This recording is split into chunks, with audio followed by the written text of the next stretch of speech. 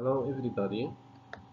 English Department of Ali bin Jassim School greets you all. We're going to discuss some important points of a grade 11 foundation for fourth report 2017-2018. It's about modal verbs. We're going to discuss at first some rules about them. Modal verbs don't take s or ing or ed suffixes. They are also followed by the bare infinitive, infinitive without to. They come before the subject in questions and are followed by not in negations. They don't have tenses in the normal sense. When followed by a present bare infinitive, they refer to an incomplete action or state. For example, present or future. For example, we should stop wasting natural resources. When followed by a perfect bare infinitive, they refer to a complete action or state. For example, they should have taken measures against water pollution earlier.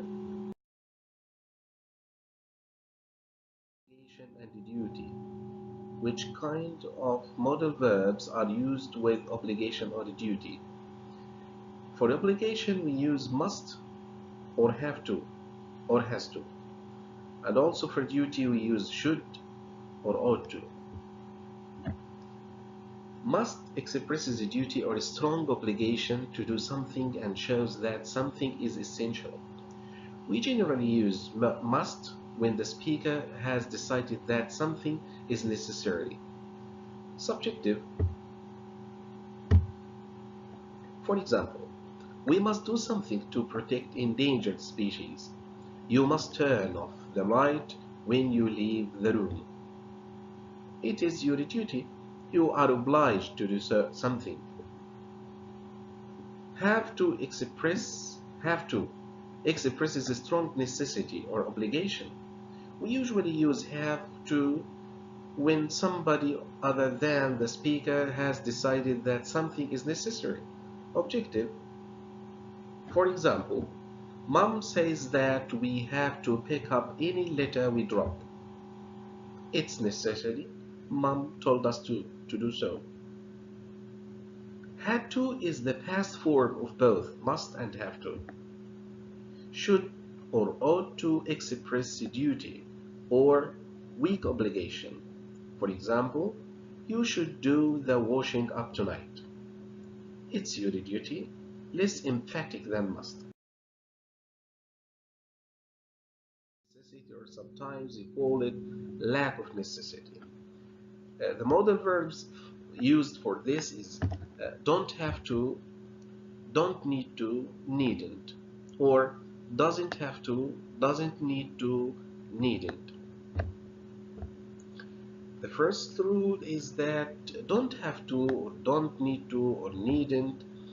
It means it isn't necessary to do something in the present or the future.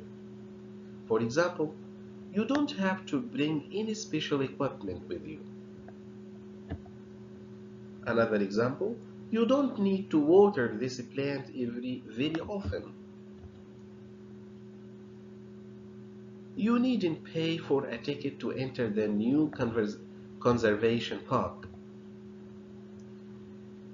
Didn't need to, didn't have to. These are the past of absence of necessity. It means that it wasn't necessary to do something. We don't know if it was done or not. For example, they didn't have to participate in the nature walk. We don't know if they participated. Needn't have plus past participle is also the past form of absence of necessity. It means it wasn't necessary to do something, but it was done.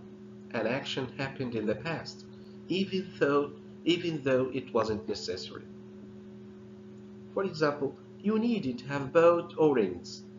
There are plenty in the fridge. But you did.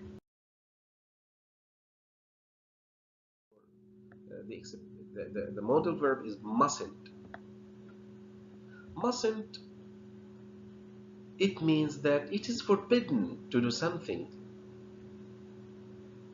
It is against the rules or law.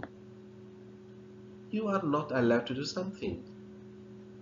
For example, you mustn't light a campfire in the forest. The last thing is advice. Modal verbs are should or ought to. Should indicates general advice.